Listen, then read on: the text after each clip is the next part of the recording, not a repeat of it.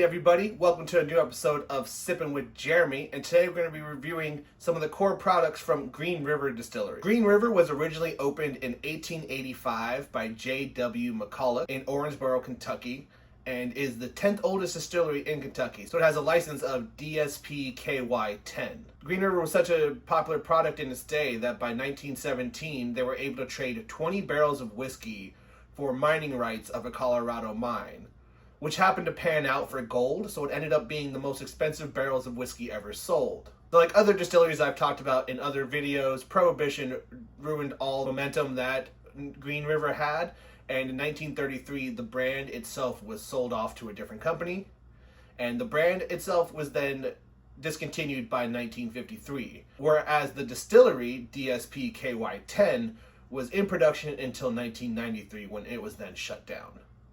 The distillery then went through reconstruction in 2014 at its original site in Owensboro, and the brand Green River was brought back in 2022. Later that year, Bardstown Bourbon Company did purchase Green River, and so they now have the rights to the Owensboro distillery. Today we're going to be trying 3 different whiskeys from Green River Distillery. Green River's Foolproof Bourbon, their Kentucky Straight Bourbon, and their Rye. Let's go ahead and get started with the Foolproof Bourbon. Green River's bourbon mash bill is 70% corn, 21% rye, and 9% malted barley. It is a blend of bourbons between 4 to 6 years old, and this is their foolproof. So this release is sitting at 118 proof. So we're talking about just a little over 59% alcohol in this one. Let's go ahead and give it a try.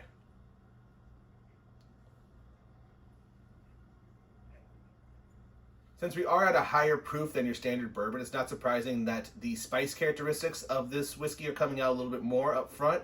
You definitely get that rye spice, you get a lot of baking spice as well. And then there's this really nice transition to some more toffee, softer kind of like shortbread cookie notes, and then there's some fruit on the finish. I would say some light apple fruit, and then some nice honey dipped kind of stone fruit as well. So while the entry on this is a little hot, it could be considered aggressive to some people. There is some really nice softer sweetness on the back end, a little bit of fruit on the back end as well to balance out that spice from up front. Let's go ahead and move on to the Green River Straight Kentucky Bourbon.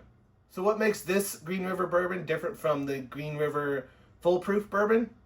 Just a little bit of water is added. It's the exact same mash bill, so we're talking about, again, 70% corn, 21% rye, 9% malted barley. It's a blend between 4 to 6 year old bourbons, and instead of just taking it out of the barrel or taking it after the blend and putting it into bottle, they throw a little water into this one to knock it down to that 90 proof, 45% ABV. So we're talking about 14% difference in alcohol level here. Let's go ahead and see what that does to the flavor.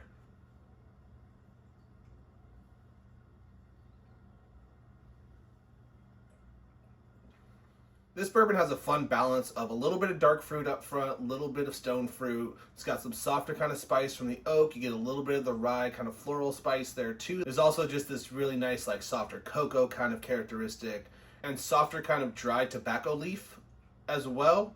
So yeah, this kind of just takes you on a little bit of a journey, but it's definitely one of those bourbons that I think this would go great in a cocktail. It's also really nice to sipper because there are a lot of flavors that kind of evolve on the palate as you're drinking it.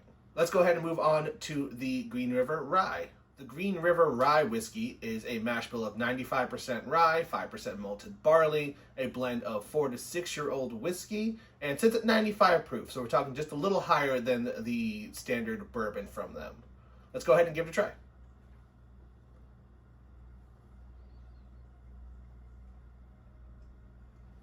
For having the very standard 95.5 mash bill, this doesn't have the standard kind of flavor you'd expect from that recipe.